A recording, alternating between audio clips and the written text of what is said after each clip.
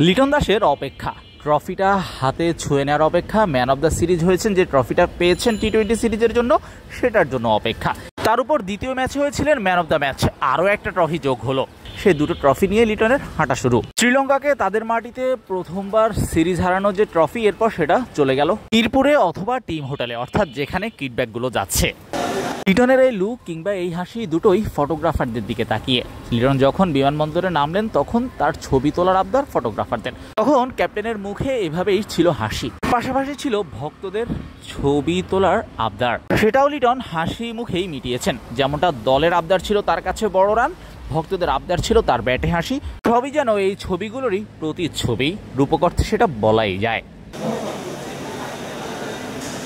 ক্রিকেটারদের কিডব্যাকগুলো সরাসরি বিমানবন্দর থেকে যাবে মিরপুরে অথবা টিম হোটেলে। খুব স্বাভাবিকভাবেই সেখানে লিটন তার ব্যাগ তুলে দিয়ে চলে যাচ্ছিলেন।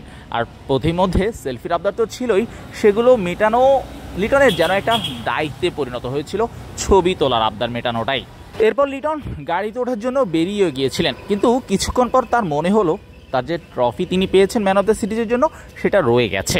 তাই গাড়িতে ওঠার আগে আরও একবার তিনি আসলেন টিম বয়দের কাছে তার ট্রফিটা বের করে দিতে। তারা আশ্বস্ত করলেন, ওকে বের করে দিচ্ছি। টাইগারদের টি-20 ক্যাপ্টেনের যেন সেখানেও বড় সড়ো একটা ব্যস্ততা, যে তাকে পাচ্ছেন সবাই তার সাথে একটা ছবি তোলার আবদার করছেন।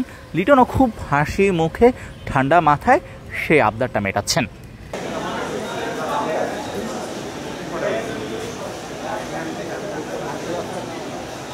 এরপর প্রায় মিনিট দুয়েকের অপেক্ষা সেই দুটো ট্রফির জন্য, একটা ম্যান অফ দ্য ম্যাচ, আরেকটা ম্যান অফ দ্য সিরিজের ট্রফি।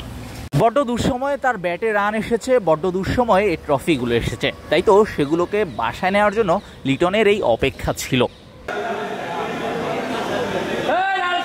এই সিরিজে বাংলাদেশের সবচাইতে বড় পাওয়া তাসকিনের ইনজুরি থেকে মাঠে ফেরা এবং তানজিদ তামিমের সবশেষ ম্যাচে দুর্দান্ত একটা ইনিংস। দুজন এই বিমানবন্দর থেকে বেরোছিলেন একসাথে, তাদেরকে ওই লিটনের মতোই ভাগ্যই বরণ করতে হলো।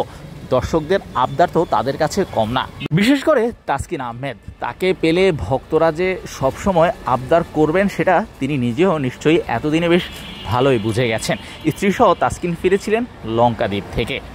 রিহ্যাব প্রসেস থেকে মাত্রই তাসকিন ফিরে এসেছেন, তাই তাকে বেছে বেছে ম্যাচ খেলানোর সিদ্ধান্ত ছিল এবং সেটাই হয়েছে। তাই সিরিজে খুব বেশি গুরুত্বপূর্ণ অবদান রাখার সুযোগ আসেনি তাসকিনের। ওয়ানডে সিরিজের সুযোগ না পেলেও টি-20তে যে 3টা ম্যাচ রিশাদ খেলেছেন, প্রথমটাতে 1 উইকেট, পরেরটাতে 4 ওভারে 18 রানে 3 উইকেট নিয়ে ম্যাচ জয়ে গুরুত্বপূর্ণ অবদান রেখেছেন এই লেগ স্পিনার। ওয়ানডে ক্যাপ্টেনের দায়িত্বটা পার্মানেন্টলি পাওয়ার পর মিরাজের প্রথম অ্যাসাইনমেন্ট, এবং সেটাতে তিনি সিরিজ না জিতলেও একটা ম্যাচ অন্তত জিতেই দেশে ফিরেছেন। তবে অন্যান্য সময়ের মতো এদিন ওয়ানডে কাপ্তানকে সেভাবে প্রফুল্ল দেখা যায়নি অন্যান্য সময়ের মতো। ক্লান্তি কিংবা ম্যাচ খেলতে না পারার একটা আক্ষেপ নিশ্চয়ই এখানে কাজ করেছে। শাহরিয়ার শাওন, মিডফিল্ড।